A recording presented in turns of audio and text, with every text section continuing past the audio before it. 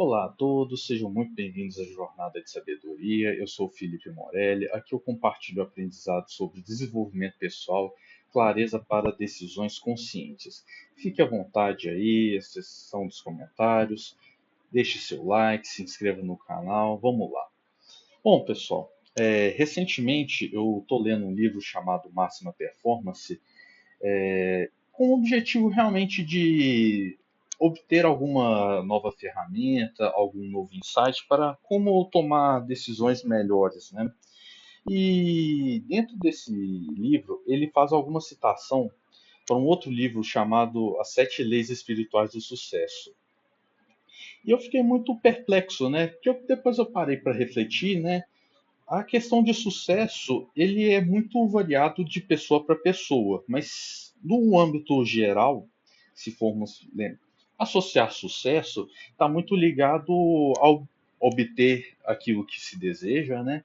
E principalmente se a gente for colocar associações, né, do que significa sucesso, para muitas pessoas vai estar ligado ao esforço, trabalho árduo, metas extremas, reconhecimento. Mas se na verdade esses pensamentos, né, estiverem equivocados, não falo no sentido de atingir um objetivo, mas trabalho árduo, ambição, não for as trilhas para o sucesso. E o livro, ele já chega com uma paulada na minha cabeça, falando que tudo que eu entendia como sucesso, que meus pais ensinaram, está completamente errado. Não exatamente completamente errado, mas está equivocado a forma. Porque se a gente for parar para pensar nas sete leis, a primeira lei chama-se a lei da potencialidade pura. A nossa verdadeira essência é consciência pura, fonte de toda criatividade e possibilidade. Se a gente pegar numa tradição mais cristã, né, ela se baseia principalmente que somos imagem e semelhança de Deus, ou seja, né, temos um potencial infinito. E a primeira lei nos lembra, antes de mais nada, que antes da gente ter um papel, uma profissão ou um resultado, existe um campo infinito de possibilidades entre nós. Mas como é que a gente acessa isso, né? As religiões normalmente falam que através de uma oração, algumas pessoas vão falar através do silêncio, da conexão com o interior, uma conexão com a consciência interior. Ela vai ajudar a acessar esse potencial. Diante de tantas informações que nós temos, né, é só quando a gente olha para nós mesmos, a nossa essência, que a gente vai realmente entender como alcançar aquilo que a gente tanto deseja. Sucesso no trabalho, sucesso na vida e o que mais que a gente deseja ter sucesso. Claro que cada um vai ter uma meta diferente daquilo que é sucesso, mas quantas vezes a gente realmente olha para dentro de nós mesmos ou conversamos com Deus para entender o que seria o melhor para nós mesmos? Eu digo principalmente porque faltamos muitas vezes de deixar essas reflexões, né? São tantas informações que às vezes a gente esquece de olhar para nós mesmos, de ter essa consciência de quem nós somos. E é difícil. Se você pergunta para a maioria das pessoas quem é você ou quem sou eu, muitas das vezes nós ficamos perdidos, né? Quem de certa forma é cristão ou tem uma base mais teológica vai falar, né, que eu sou filho de Deus e assim vai, né, ou algo bem semelhante a isso. Mas isso, em essência, responde em partes quem somos nós. E a ideia dessa potencialidade pura é a gente alcançar a nossa verdadeira essência. Nosso potencial é infinito. E se quando nós conectamos com esse potencial, mais rapidamente a gente consegue o sucesso. Bom, né? Aí as táticas já foi dito de silêncio, uma prece ou uma oração, né? A presença de uma conexão interior conosco mesmo, para outras pessoas é uma conexão com a natureza. Tudo de certa forma é válido para a gente tentar alcançar essa potencialidade pura. Mas é só num estado mais íntimo conosco mesmo que nós conseguimos alcançar. E nessa base, né, vem a segunda lei, a lei de doação. A lei de doação, né, se a gente pensar, o universo ele funciona através de trocas, que seja trocas energéticas, de relações, enfim, né? Tudo é por base de troca. O dinheiro não deixa de ser uma troca, né? E aquilo que a gente deseja receber, seja amor, atenção, prosperidade, a gente primeiro precisa estar oferecendo, né? Doar não é perder, é colocar energia em movimento. Muitas das vezes as pessoas até falam, né? O amor é a única coisa que, quando você doa, mais você recebe, não te faz falta. Ou seja, né? Se eu quero sucesso, se eu quero algo, eu tenho que doar para o universo essa energia. E o dinheiro também, ele é uma energia, claro, né? Algumas pessoas acham que é só uma moeda, mas principalmente é uma energia. É a sua relação de troca com as outras pessoas. Quanto mais único e especial essa relação de troca, mais valioso é. E sendo, se você conseguir monetizar isso, essa relação, mais valioso é. Então acaba que nesse processo, por isso que muitas pessoas conseguem, poucas pessoas conseguem ganhar muito dinheiro, né? No sentido de que as trocas delas são mais especiais do que outras. Não que necessariamente é melhor ou pior, mas que as pessoas estão dispostas a dar dinheiro por aquele que seja o tempo, o conhecimento que essa pessoa tem.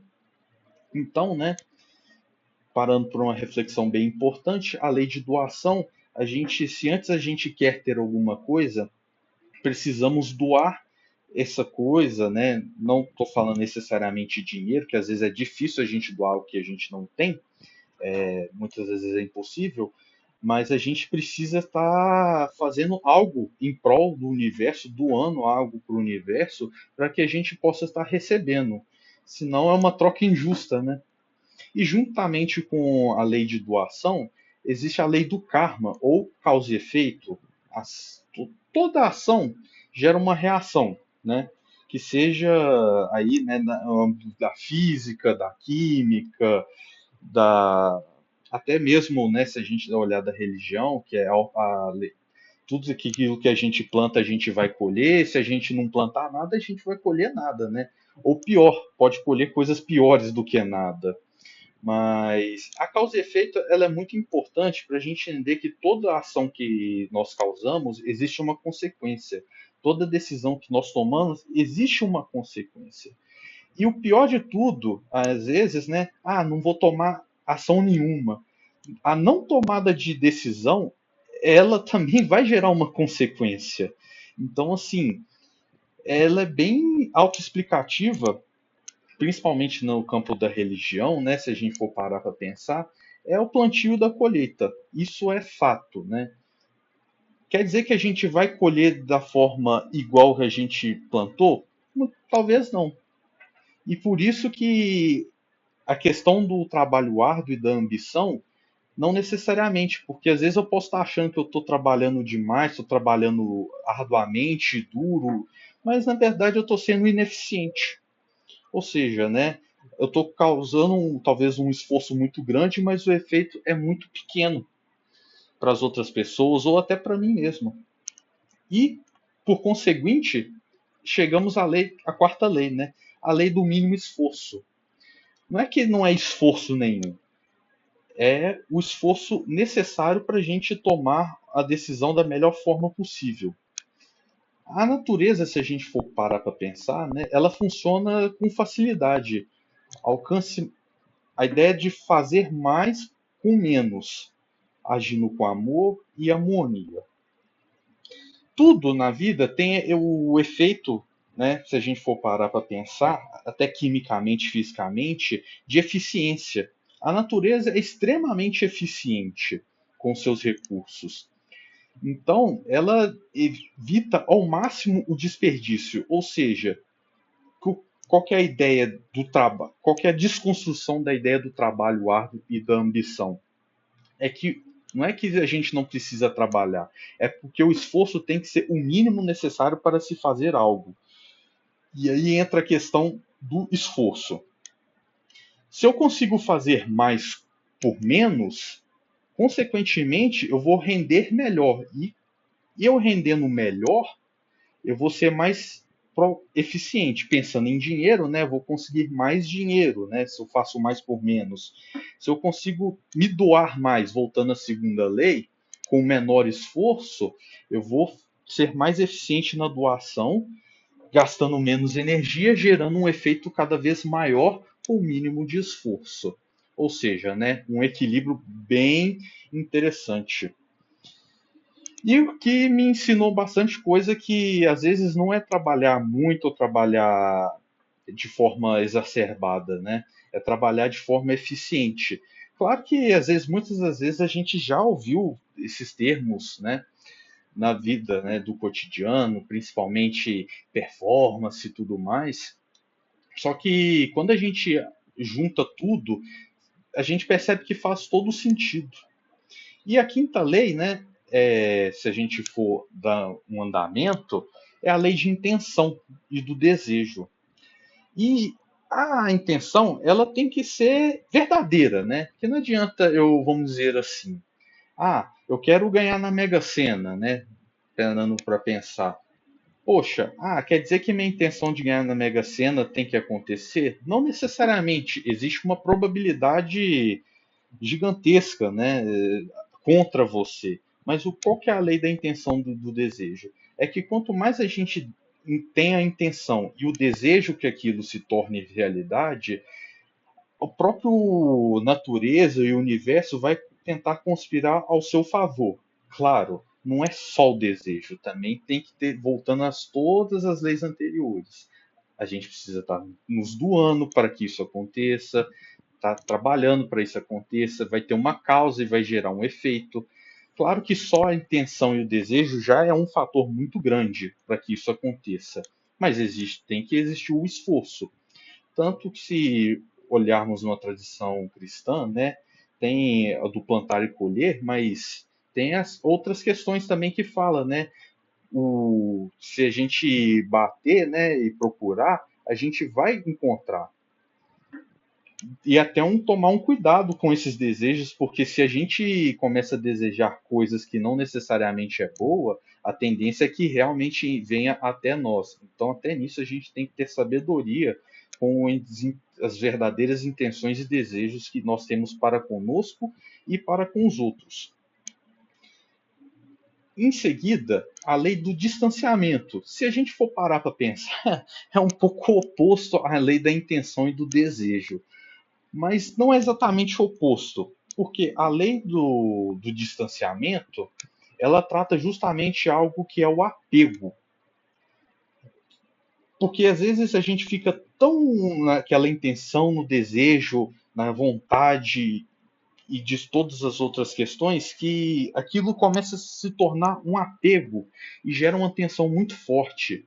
Então, soltar o controle, né, não significa necessariamente a gente estar desistindo do que a gente quer, mas é confiar que existem outros caminhos para aquilo dali acontecer. Principalmente, às vezes a gente está tentando um projeto, alguma coisa, e às vezes não acontece da forma como a gente esperou. Mas às vezes é só um aprendizado de um caminho que não acontece, né?